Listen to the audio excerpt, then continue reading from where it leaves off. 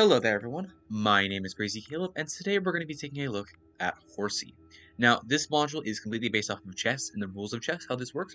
So, if you're coming into this module and you're expecting to learn something, having a little bit of how chess works as a background is going to be especially important, and it's going to make your life a whole heck of a lot easier. Because as you can see with all of these modules here, what we have here present is we have a series of different chessboards. Now, these chessboards essentially are going to be based off of a chess puzzle. This is going to be the way that these guys work. And what's going to be happening here is our goal is to figure out a series of different moves. There can be one move, there can be like several different moves. I think the most I've seen is like 3 or 4. But essentially, what you want to do is you want to try and find the best possible movement that will either A, give you a checkmate, and it's not always possible that you're going to be going for a checkmate, or B, give you essentially the best possible moves where you gain more pieces than you lose, or where you gain more powerful pieces than you sacrifice. So that's going to be what this module is all about. And one thing I would like to point out before we get into this tutorial, I am well aware that there is a red triangle for this guy on the repo as of the time of this recording.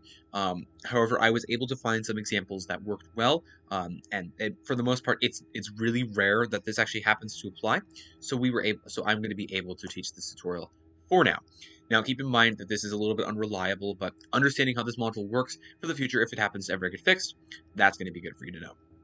So, taking a look at this module here, what we have here is a series of different chess pieces, and these chess pieces actually look a little bit different, and they're based off of the way they look in the manual. For the most part, they generally tend to look a little bit similar, but some of them have faces to each other. Actually, all of them have faces to each other. So we have the pawn right here, we've got the rook, we've got the knight, the bishop, the queen, and the king. The king is the sad one, so to keep that in mind. So now, the way that they move is the exact same in this module. There is no differences with how this works from actual chess. So for those of you who do know how the module chess from the Centurion works, from the first 101 modules, this is going to be exactly the same sort of concept, except this is going to be introducing the puzzle aspect of it. Whereas instead with the normal chess module, you're trying to find the space that is not being taken up by one of the pieces at a 6x6 board. So there is going to be a couple other special moves that I need to introduce real quick. And for those of you who aren't aware of how chess works, it's going to be a promotion, castling, and en passant. And I have the lovely chess.com to help me here. So the first thing I'm going to go over is promotion. Promotion is pretty straightforward. You've probably seen this one beforehand, and I really am not going to get into much detail with this. Promotion is where the pawn being the little guy right down here, is going to reach the topmost row of the other side. Essentially, it's going to reach the other side, and they can't move any further. It has the possibility to be promoted to a rook, queen, bishop, or knight. Essentially, one of the other pieces that is not the king. And most often, people generally choose the queen because the queen is the most powerful chess piece on the board, just because of the fact that it can move. It is basically the combination of a rook and a bishop in this case. It's able to move diagonally and is able to move orthogonally. So most people end up using the queen, and it's really only done by the pawn to get to the other side of the board. That's all you're simply going to be doing.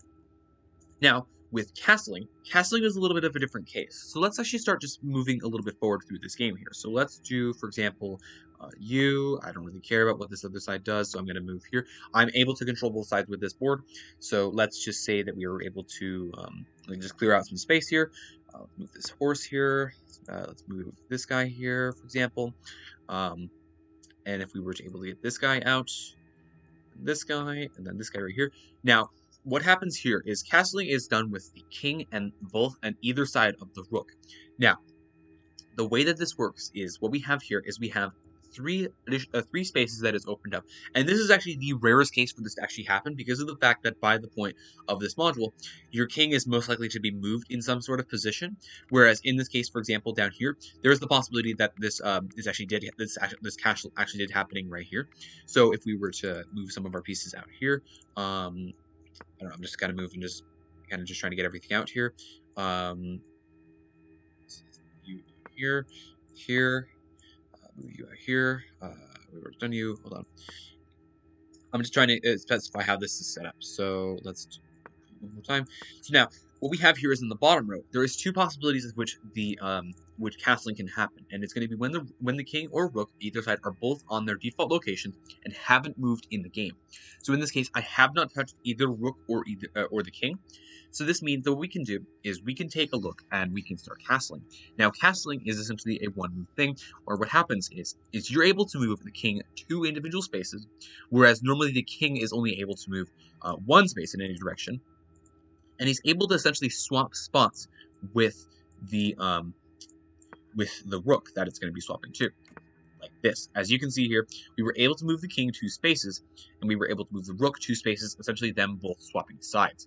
So now we can do the exact same thing with the other side, but the rook is going to instead move 3 spaces. It will always move 2 spaces for the king, but that's how castling works right there. And now, for our last move that I'd like to demonstrate, I'm going to reset the board again here, is going to be the en passant. Now, this rule itself is not too hard to understand. It is an extremely rare rule to apply on the actual board here, though. So let's start doing it like a normal game here. So let's move this guy forward. Let's move them forward, for example. Let's capture you. Now, if we were to move this black pawn out, and this can only happen with the pawn, by the way. When the pawn performs its first move and moves 2 spaces, a pawn on the opposite side of the space next to it in the x-axis can move to the space behind it, capturing this pawn. This move can only be made in the turn right after the pawn has made 2 spaces. Now, if this pawn were to move 2 spaces forward, which a pawn can move 2 spaces forward at the beginning of at its first move, and from that point on, it will only be able to move 1 individual space. If we were to move this guy right behind it, we have performed en passant. Now, if we were to do essentially any other move, for example, we were to do this, and we would, for example, do this guy right here for some reason, we're not able to en passant anymore. That's how en passant works. It's a very rare case for that to apply, so just keep that in mind that this is going to be essentially a rule that could potentially pop up, but that's how that stuff looks. So now, let's get into the actual part of this module. Now, I expect you guys to understand how each of these movements work. Pawn moves 2 spaces for its first move, and then it's going to be 1 space for the rest. Rook is going to be orthogonal spaces. Knight is going to be the L piece, essentially, move 2 spaces and another not diagonally. So in this case, this knight would be able to move down to right next to this queen, for example. And this is essentially going to be the L piece that it can perform here. Bishop can move diagonally in any direction, as long as it's on its same white spaces. Queen can move any number of spaces in any direction until collided with other pieces, and the king can only move 1 space. I expect you guys to understand that. It's not too bad. So now, taking a look at the board here, and the actual module itself, this will display this little LED over on the right side will display whose turn it currently is and who you're actually playing as. So in this case, we're going to be playing as white, and we're able to do that also by being able to highlight over these pieces. So let's take a look and see exactly what we need to do with this one. So now, taking a look here, our king is actually in check right now. We do have the ability to get out of it if we were to move back, but is that really going to be the smartest strategy here? Because if we take a look here, we can also check that the bishop is behind it as well. So we're going to actually need to get rid of a couple pieces here, because if we happen to get if we happen to move back here, what's going to happen here is the queen might be able to essentially come in here and potentially take our rook, or it might be able to come in and checkmate us sooner or later. It's not possible to get it in 2 moves. However, what we need to essentially do is we need to essentially fend these guys off. So now, it might be ideal to essentially take the king here and capture the queen. However, because that bishop is right up there, that means we're not going to be able to do that. So we're going to need to essentially take this rook here, capture the queen. This bishop is expected to come down here. That makes sense. And now, what we can do is nothing is blocking us from taking this bishop with our king here. And we're able to do that, and the module is solved. So as we saw in this example, we were actually fending off from a checkmate from us. So now what we needed to do here was we needed to essentially fend ourselves off from that checkmate, and the module will solve. That's going to be essentially the puzzle that we have to do right there. It's a little bit weird, and I expect it's something that definitely requires a lot of practice. For some nastier examples, there can be some really awkward ones, and there can be some ones that can be a little bit misleading for how you actually want to solve the module. However, for examples like these, for example, if we take a look at this board here, first things first that I generally try and find is I tend to find the actual opposing king. So in this case, we're playing white here. So I try and find the opposing king, which is up in the top right here, because most of the time you're going to end up doing some sort of checkmate. And as we can see here, there really is not much room that this king is going to be providing us with right here. So we actually might be able to swoop in right here and clean up business. We might actually be able to get a checkmate on him. Now, on his left, we have a rook here. Now, a rook cannot move diagonally, so if we were to come into the middle here and capture it with our queen, we should be able to do this successfully. So now what this means is that we're not the only way that he would be able to capture our queen is with this king himself, because pawns cannot do an opposite to another piece. It can only be done to other pawns, and in this case, a queen is not a pawn, definitely not. This knight is too far away to be doing any sort of L maneuvers to get to our queen if we were to move there. And another thing to back us up, if we can see down here with this bishop right down here, what this does is this, remember bishop moves diagonally, this bishop backs us up if we were to essentially attack the queen, the pawn with the queen and checkmate the king. This essentially backs us up. So this actually means that if we were to move right here, if we were to move our queen up to the top right over here with this pawn, it would solve the module because of the fact that this checkmates it. Now, the king, you might think, should be able to capture this queen here. However, this bishop is actually preventing him from capturing this king here. So this means that this is going to be a checkmate. Just like that is a solved module. Now, sometimes examples like these might not exactly lead to a checkmate. This board is actually pretty bad as it is. And sometimes it might be within our ideas, it might be within the best idea to actually lose some pieces in order to gain something here. Now, as we can see with this example, we might try and want to save our rook here. However, if we also take a look here, this pawn is really close to being able to get a promotion. It's almost the other side of the board. So now, if we happen to sacrifice our rook, we might be able to get a queen out of this if we were to move forward. And if we were to move forward right now, because it is currently our move, what would happen here is this king would capture the rook. We would still be able to move our pawn forward one. This rook would not be able to stop our pawn, and we would be able to promote our queen. And it would actually put the king in check as well. So while we do lose a rook, we do gain a queen from this. It is a net gain. That is essentially what this module wants you to do. In some cases, it's checkmate. That means you win. In some cases, it's fending off an attack from a series of other chess pieces. Like in that case, like in the first case that we had, we were actually holding off a queen and a bishop, and we traded it for one rook. That is a good gain right there, because we actually do have another queen that is still alive here. So now, that would, of course, we're not playing out the entire game. We're simply just playing out a couple movements. We would also be able to probably capture that knight as well. That would be pretty nice. But ideally, we probably want to start going for some, maybe even, it would probably be capturing the bishop and then moving the queen up one, depending on how it moves. But overall, you're not playing how the game works. You're trying to essentially get a net gain through a series of different moves. So let's move back to this example here. And in this case, I think that it is exactly what we need to do with this pawn. There's nothing else that we can really do to help us down here. These pawns are not going to be going anywhere. They don't really benefit us, and they don't really benefit black at all. This rook cannot really do much, because he can only move up to the king. It can only move up one space. It can only move down to the bottom of the board. And even if it were to move down to the row of the king, of my white king, there is that pawn still blocking it. So we're able to scave by with that. And it can only move left 2 spaces to the edge of the board. So now, I believe the pawn is going to be our best move here. So let's hit this. And one other thing to note down is that if you happen to press a piece on the board, and you happen to not press the available spot quite yet, don't worry. You're able to change off of the other pieces, and you're able to essentially, you're able to still think. If you happen to press a piece that you want to move, and if it happens to not be the correct piece, you're not going to get a strike for it until you attempt to make that move. And in this case, let's move forward, and let's promote our pawn. And let's do it to a queen. Queen is easily going to be the best piece that we need right now, and it is the possibility of us bringing back our entire board here. So let's put it to queen, and just like that is a solved module. Now let's take a look at these last two examples. And these last two I've saved for last, especially because of the fact that they are a little bit nastier in some cases. And this is kind of where you want to look around the entire board and make sure that you want to essentially move where you want to move. So let's take a look around here. Now, you might think, oh, let's try and get this rook. Let's try and move this rook up or left because of the fact that we can put our king in check. Not quite. That wouldn't help us at all because of the fact that if we were to move our rook to the left, this rook down here would be able to capture it easy peasy. If we were to move our rook up to where the king is at, the same row with the king, that would just allow the king to get rid of the rook. So in this case, here's what we want to do. If we take a look at our knight friend over here, if we were to essentially do the L piece that is that we require ourselves to do, in this case, if we would move a down, down, and a right. Here's what we want to do with this thing. Let's move it down here. And as we saw right there, the king just moved up.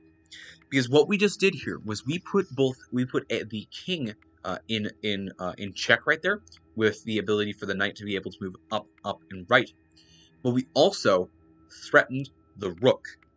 And this is what we wanted to do with this guy. We wanted to move the king out of the way so that we can potentially take this rook with our knight. And what we're going to do with this, because this would result in a net gain, and just like that is a solved module. A knight taking a rook is really good for us. And of course, you can play this game out. This would actually be a definite win for white. What we would be able to do is we would be able to the rook would take probably the knight, the king would take the rook, and then at that point you'd be trying to get the pawns over to the end of the board using this rook.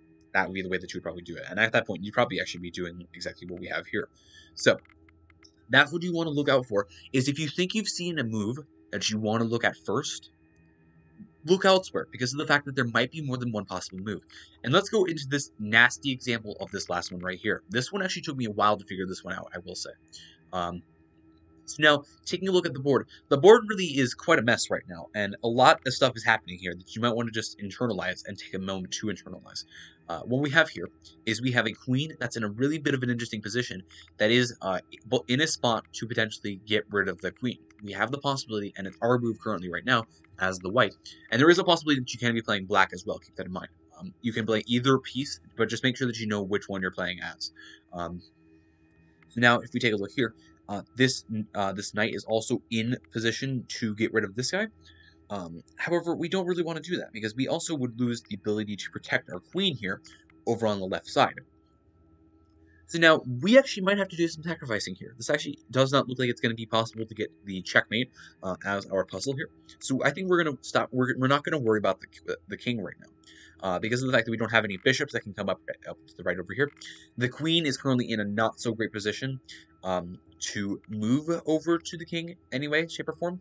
So this might mean that we're going to be essentially trading our queens right here, I believe anyways. And what we would be able to do is we would be able to essentially trade our queens here. This rook would take it. And what we would do is we would then take the knight. Because what we do with this knight is, the reason why we wanted to keep this here is because of the fact that we were defending the queen with this. We would be able to defend the queen. If the queen, for example, were to come down into the bottom left here, we would take the knight. The knight would take the queen right there. However, in this case, if we happen to take the queen and we trade them off, essentially, what we can do is we can then get rid of the knight, and then that potentially could expose a couple of different threats for us. So the rook would move down here and would take our queen, and if we move the knight up, what this would do is this would allow us to take the knight, and you might think instinctively that the rook would come down here immediately. Now, what we can do with this guy down here, this rook would come up and take the other rook. That would be good for us. And then at that point, the king is in check. Now, either the bishop or the rook would come up, and they would potentially block it from the other rook. The rook would take the whatever piece moved here, and that means that would be a net gain right there. You would be gaining more pieces individually because of the fact that it's left with a choice. This rook is left with a choice to either take the knight, which is potentially attacking the bishop, or it's going to be leaving this open up to the rook. So there's going to be a couple different options of which that needed to be considered there. So let's try that. So let's try the queen, moving up to this queen. Okay, that's good so far. And one thing that's actually important to note, and I'm going to do this purposely, is if we happen to do a wrong move specifically, it lets us know immediately when that is wrong. So that's going to be important to note. If you happen to do a correct move and it happens to continue the module normally, that means you've done something right. So now, as we can see, that is exactly what I expected, the rook to take the queen, because that would make sense as a move right there. Trading queens is a pretty normal move that many people tend to do when playing chess. And now at this point, what we want to do is we want the black pieces to make a choice. We're going to leave them with a choice. If we happen to move this knight up, What we have here is we have the ability for this guy to either take the rook down at the bottom here, or I take the bishop. That's going to be one thing we want to do, so let's capture this knight, and just like that is a solved module. Examples like those are really, really weird, and if you happen to do that on a challenge bomb for some reason, I would advise kind of re-rolling for a little bit of an easier example. However, as you can see, as you saw in many of those examples, checkmate was not the first thing that I was going for. It was actually not the main goal that I was going for in that example. So, as always, thank you guys for watching. I hope you understand that it's a little bit of a weird concept, and as you can see, it's very, very annoying to do later on, especially with some of these puzzles. But I would advise using chess.com, not sponsored by the way. I would advise using chess.com to practice some of these puzzles, because understanding how some of the puzzles work and how some of the movements work is going to help you with this module. It's a little bit weird, and I'm sorry about this if it feels scuffed at all. It probably was scuffed, and I'm sorry if some of my explanations don't make sense, but this module, I can say, only requires practice. It's like any other module, but there really is, it's just chess. That's the only way that I can explain this to you guys. So as always, stay crazy, stay cool, and I will see you guys in the next one. Bye-bye.